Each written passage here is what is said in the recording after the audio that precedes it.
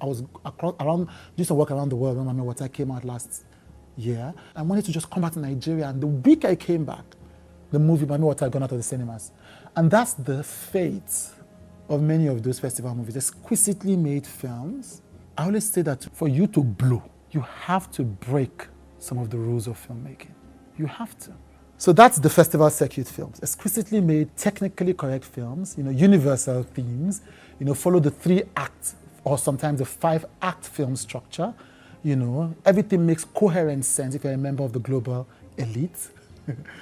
But for the Nigerians, they don't really break through. And it's not the fault of the distributors. There was this big debate a few months ago about all the distributors. And I was lucky to be in the room, when this distributor was fighting for this film to be in the cinemas. And I felt so bad for this distributor when people were attacking this distributor on social media, that the distributor was sabotaging the film.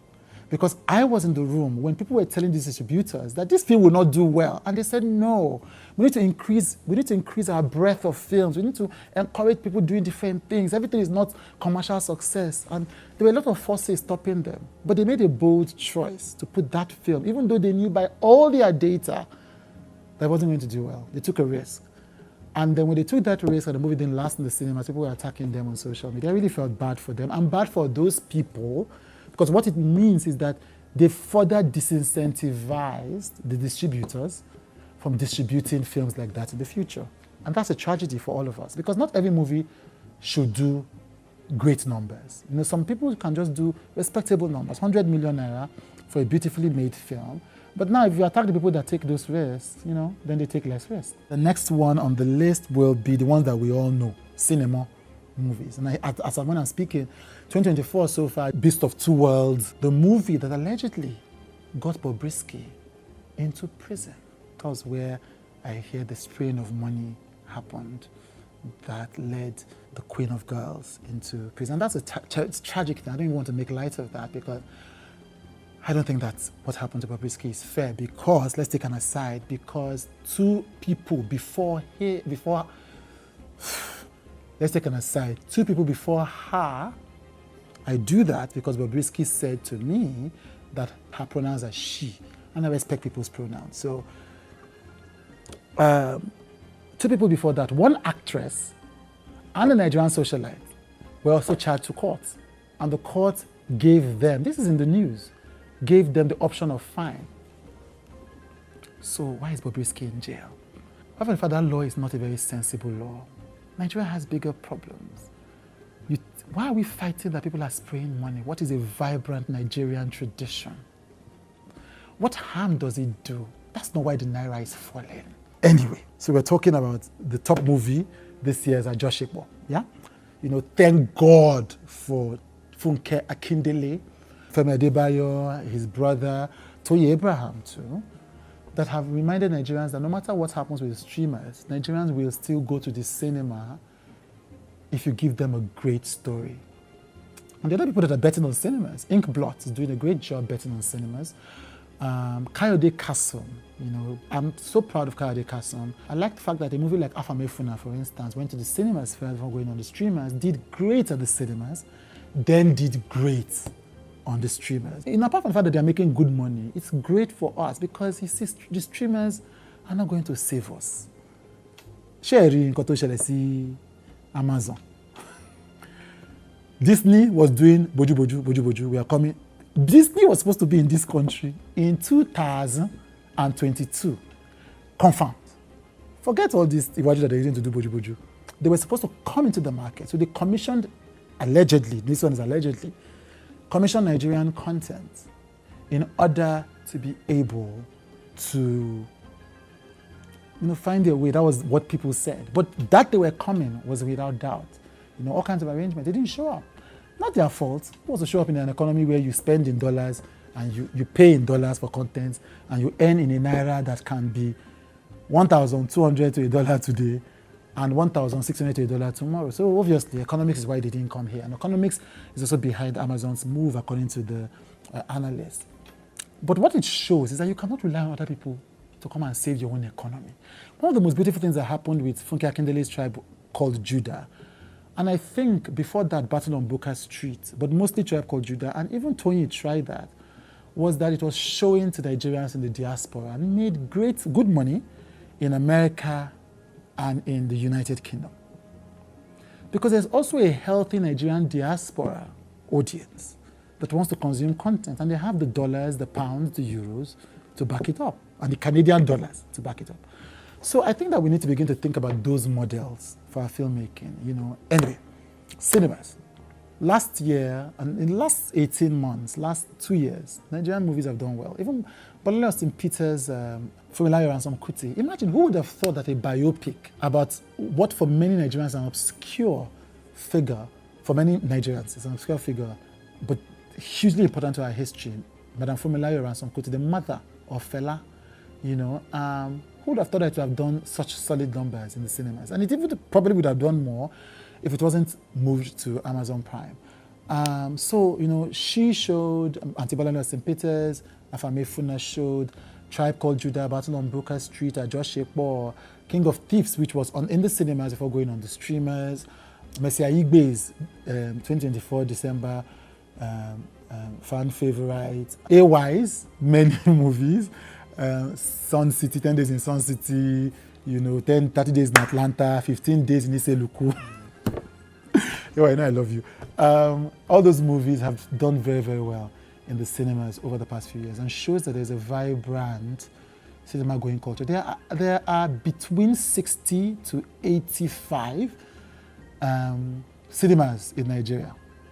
Now, I'm saying that because, our country now, even something as basic as this, we don't even count correctly. It's like how the Nigerian Film and Video Censors Board said there are 1,962 movies released in Nigeria as the last count. They are lying. First and foremost, who is counting the ones on YouTube? Considering that my role model, Ruth Kadiri, releases one movie a week, so just Ruth Kadiri alone is 52 movies. And considering that there are over 100 channels on YouTube producing Nigerian movies at least one a week, do the maths. 100 channels, 52 movies a year. Many of them don't repeat movies. Some repeat, but the bulk of them don't repeat movies. That's how many movies a year? 5,200 movies. So you see, when you're seeing all this data from PhD scholars about Nigerian movies, how many movies are released, take them with a grain of salt. In the North and the Southeast, people have recorded cinemas, unregistered cinemas that are collaborating with tax authorities to keep things moving. Are those recorded in the number of cinemas I just called? No. I've seen an analysis that says more people, or about the same people, watched Battle on Broker Street as watched Tribe Called Judah. And that's because the Naira was stronger in 2022 than it was in 2023. So less people, but paying more because cinemas had to increase ticket sales to be able to be profitable. So when you count that, that's what leads to the bigger numbers. But less people are going to watch them. Thankfully, not so much less that it is drastic, but less. If you go, and I'm a cinema goer, if you go to cinemas, they are mostly empty for much of the week. Basically free. So it falls on movies like Afame Funa, A Tribe Called Judah, Battle on Broker Street, Malaika, to get people going back to the cinemas again. And it's really sad for me when geniuses like Jade Oshiberu and Kemi, for good reason, have to go to streamers, because these were the juggernauts that pushed Nigerians to go and watch movies in the cinemas. And we need an entire tribe of them energizing that base. Yeah? So Nigerian cinema culture is one more strand of Nollywood. Then the streamers, And what makes me fascinating is that, the last movie that Bimbo Ademoye, the Queen, did on YouTube, the first movie she did, full-length movie she did on YouTube, is almost 10 million views. In fact, by the time you're watching this video, it will be more than 10 million views. Meanwhile, even with password sharing, the most watched movies on the biggest streamers are still in the low hundreds of thousands. I can bet it. So you take the number of subscribers, paid subscribers, you times it times 5, accounting for password sharing. Maybe you do a 10% of that number of 100,000 for people that are watching it in the hotels and in Airbnbs. You do it. Less than 10% of those that watch Bimbo and Ademoye trading places. Which was a beautiful film, by the way. So, but the thing about the cinemas is that you make more money or make more of an assured revenue stream when you put the movies on the cinemas, plus the prestige of being associated with global brand. Now in Nigeria, there are only three streamers, to be honest. There is Netflix, there is Amazon Prime, and there is Showmax.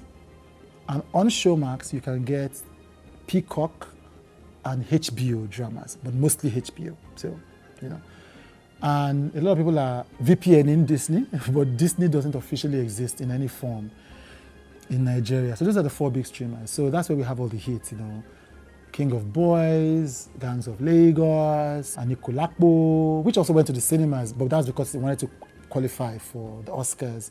Wedding Party, 50 the movie, Blood, Vessels, Shanty Town, which was a series, Sister, Biodu Stevens' sister, Biodu Stevens' Momiwa.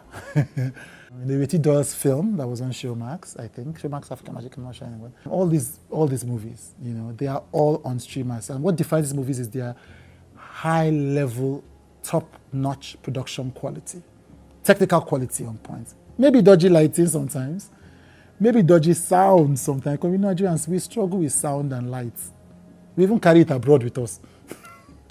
But what defines most of these movies is just technical quality. Now, the struggle with many of these movies is still dialogue and script writing and stories. Serious issue. And editing. So, but I think for many of them, they understand that you have to break some rules to gain. I always say that this is what I said on Nigerian filmmaking, and I'll do another podcast on this. Nigerian content is jollof. You know how jollof is? There's nothing like it. The good jollof breaks all the rules of international fine dining. For jollof to be jollof, some part of it has to burn. And then we scrape the bottom pots. And this is a real thing. We scrape the bottom pot to enjoy the best jollof. That's the kind of filmmaking. You see, I always joke, I say a lot of Yoruba because I live in Lagos. For a movie to really blow in Nigeria, we need like a konlakpa. Something needs to break. It needs to bend a bit. And you look at the movie, so, sometimes people I see critics of maybe in international media. International media have started even learning to respect our tradition. I see some of the reviews on Decider.com, for instance. I see some movies on Common Sense Media, and they're getting used to our major films. They'll be saying, this broke this rule, this broke this rule. It broke the rule because these filmmakers have watched all the films. They've watched Coppola, they've watched Eastwood, they've watched everything. They know what to do. But they know that before Nkechi will spend her 5,000 naira to go and watch her movie in the Surulere cinema, it has to be like bottom pots. So they burn some things deliberately in order to access the mass audience. Knowing, as we do, that the mass audience doesn't care how many awards a film wins. You have to remember that an exquisitely done Nigerian movie like A Tribe Called Joy, which is, I consider, one of the best Nigerian movies because it perfectly weaves drama and comedy. I remember I was watching the scene where Genevova Ume, I won't have forgiven myself, I'd forgotten your name, Genevova, when she comes in and she says, is it because of Okwemeka? I was crying and laughing at the same time. It was both a tragic and a comic scene. Auntie Funke, you sabi the work die. And I thought this is an exquisite piece of filmmaking, completely respectful of Nigerian filmmaking sensibilities and approaching the finest of Western technical traditions. Yeah? And you know that it didn't win Best Movie at either the EMVCAs or any other place. It's okay. It's okay. We like it like that. The Black Book, Nigeria's most successful movie on any streamer, period, was not one of the top winners at the AMVCAs this year. We do know that if the Black Book had been in the cinemas, we know that it would have done great numbers as well.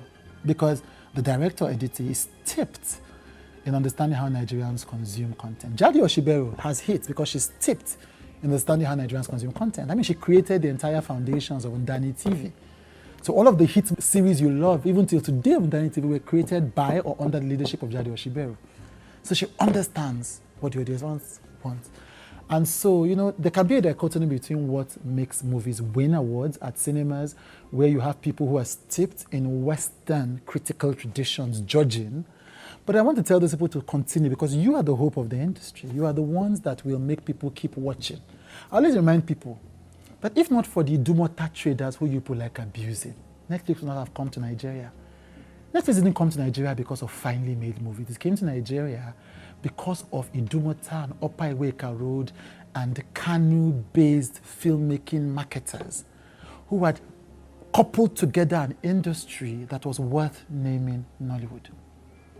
They saw enough activity that was traveling across Africa and the diaspora that made Nigeria a viable market.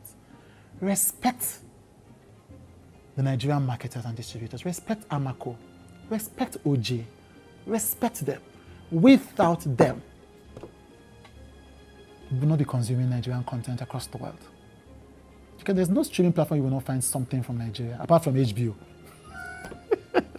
You'll find it on Tubi, you'll find it on Mubi, you'll find it on Disney, you'll find it on... I think I saw something hiding in Hulu the other day. You'll find it on everywhere else. It's because of those marketers, those Igbo people, those Hausa people, those Yoruba people, the collectives that came together to borrow money without script to do films. They are the ones that enabled us attract the big spenders from across the world.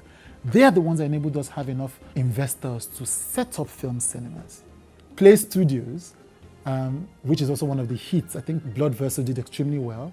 I think Glamour Girls did extremely well globally on Netflix.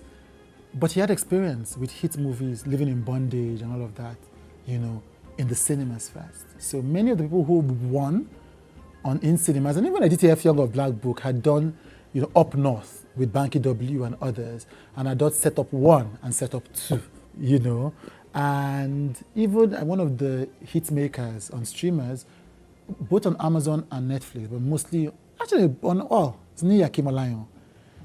Chief Daddy 1 and 2, Chief Daddy. He was part of Ajosekpo, he was part of Jagu Jagun, at least the VFX, the graphics, all of that. He had done Prophetess, he had done all these movies in the cinemas and then understood what Nigerians wanted and then brought them Biodun Steven, one of the biggest draws on Amazon Prime, cut her teeth in Rock Studios, she was the best, her films were the best performing on Rock Studios for several years. I first met her with her first movie that had Blossom Chukujeku. It was now on her YouTube page, a Christian movie. Brought it to the cinemas, and then from the cinemas now knew how to do hit films, simple stories, hit films on the streamers. And we have to thank the streamers because of them, many more people are investing in Nollywood, because the returns are immediate. Yeah? So that brings me to funding models, which is one of the biggest distributors. Oh, am I okay? The last Nollywood is the most important Nollywood of all Nollywoods. YouTube Nollywood. Praise the Lord. YouTube Nollywood is the apotheosis. I speak English. Is the apotheosis of Nigeria's movie culture. So after we have done all our old Nollywood, new Nollywood, we have returned to where we came from. Doing one movie every day.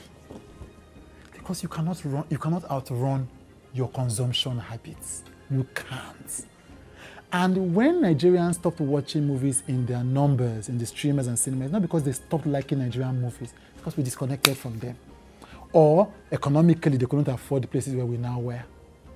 But YouTube has restored us to that tradition because YouTube is cheap. You actually pay literally nothing. You only pay with your attention for YouTube. Now, on YouTube, like I said, there are over 100 Nigerian filmmakers across English, Yoruba, Igbo, and Hausa that are putting movies up.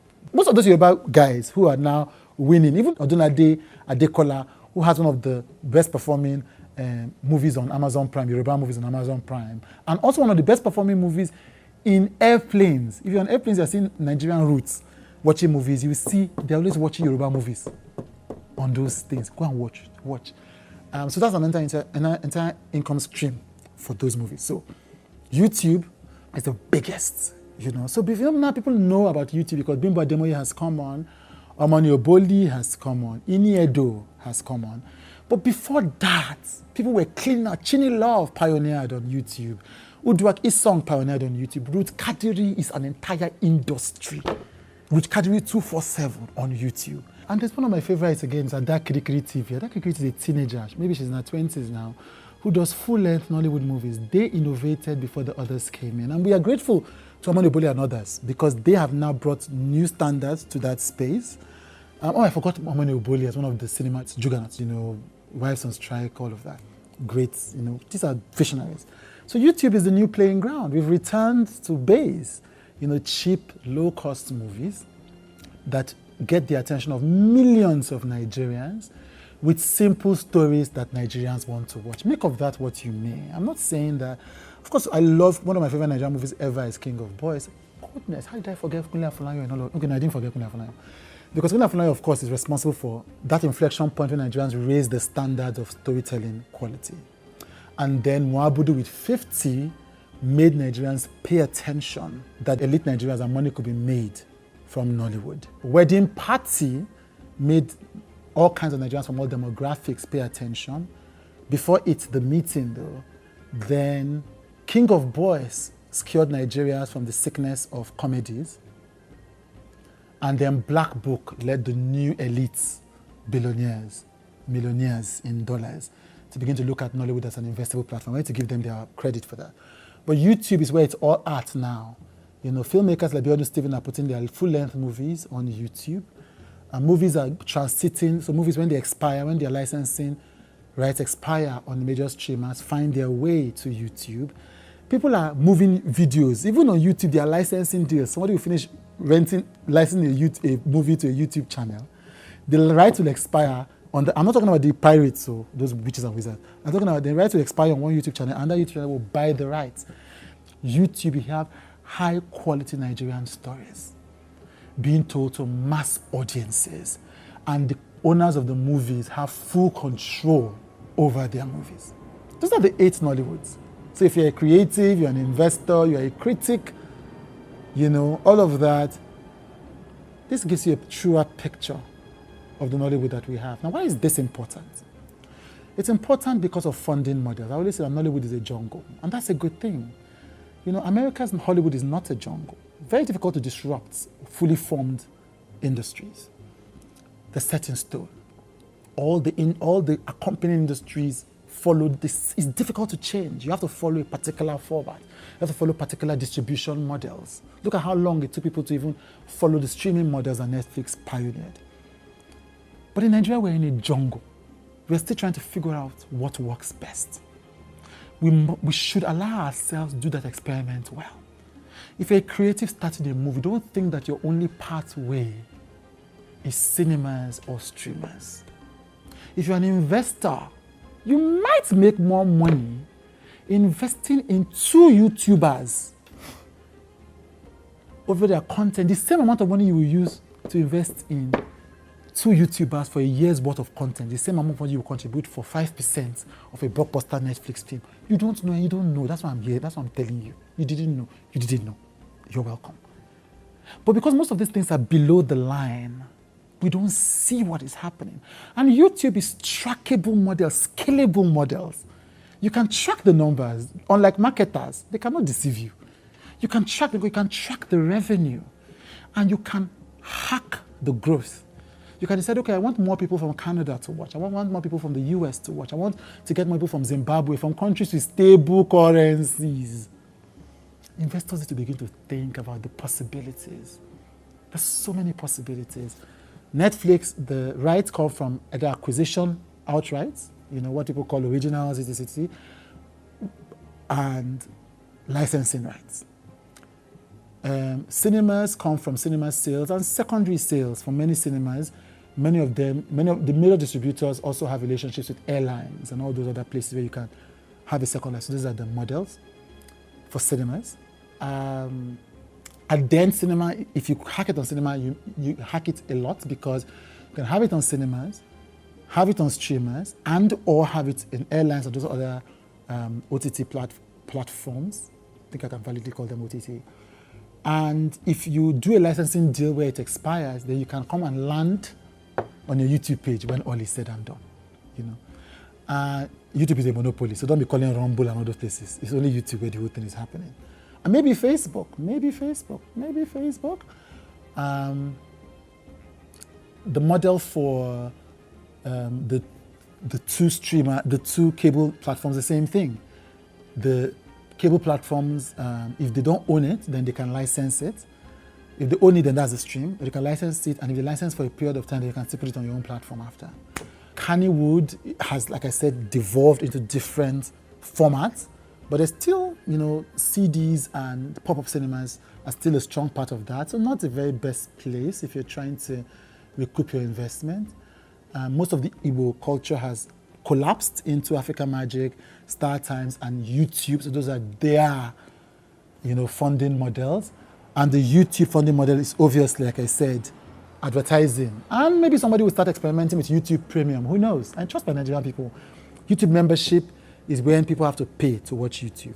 So if the streamers now decide in the future, which is possible, that they want to reduce the amount that they pay for movies because they are not experiencing rapid growth in terms of new subscribers, then it might begin to make sense. And there's some people that are pioneering this gently. Makes sense for those filmmakers who have large followings to put their films on either YouTube Premium or on their own personal streaming platforms, and have people go and pay for those high budget movies and make them. After all, many of them already have. Adetiba has over 500,000 followers on Instagram. You know, Jere Shibere has over 100,000 followers on Instagram. Kadiri has millions and millions of followers on Instagram. The models, poor. They have models. But all these are valid models. Festival circuit is a bit tougher, you know, but many of them can end up in prestige streaming platforms and prestige cable network. You know, the Criterion is one of those prestige platforms, Criterion Collective, I think. HBO has made the right noises about Nigeria's premium, you know, festival circuit content. Hasn't really bought anyone. The only Nigerian adjacent content they bought was the one that John Legend invested in a documentary about queer culture in Nigeria. But you know, there can be possibly a future for that. Many of those have struggled. Unfortunately, they shouldn't. So they don't get the best of both worlds, because the audience here is connected from that kind of storytelling and internationally. So the point is, let us look for how we are going to build this industry ourselves. The whole of Africa is watching. There's been papers written about the Nigerianization of African culture. Our movies, our music, and our skits have taken over Africa. Our influencers have taken over Africa. As a creative, as an investor, begin to think about the different alternatives that are available for you to reach audiences and make money. And critics need to begin to be humble enough to understand that there is a homegrown filmmaking tradition here. And enough of complaining that people are not doing films that are as beautiful as Oppenheimer. We have a tradition here that we can develop and build ourselves. Let us begin to focus on encouraging ourselves to fine-tune the best of what we already have. That's the end of my channel and speech and message and etc. today. I want to see your comments in the comment section. I want to see what you think about this. You know, we're working on a documentary on Nollywood, so this is going to be like the foundation of that documentary. And I want to see what other people think. Are there Nollywoods that I missed? I doubt it though, because we did our work well on this one. But I want to know if there are Nollywoods I missed. For those of you who disagree, it's theory, you know, not scientific fact. Let's have a broad conversation about an industry that we all hold.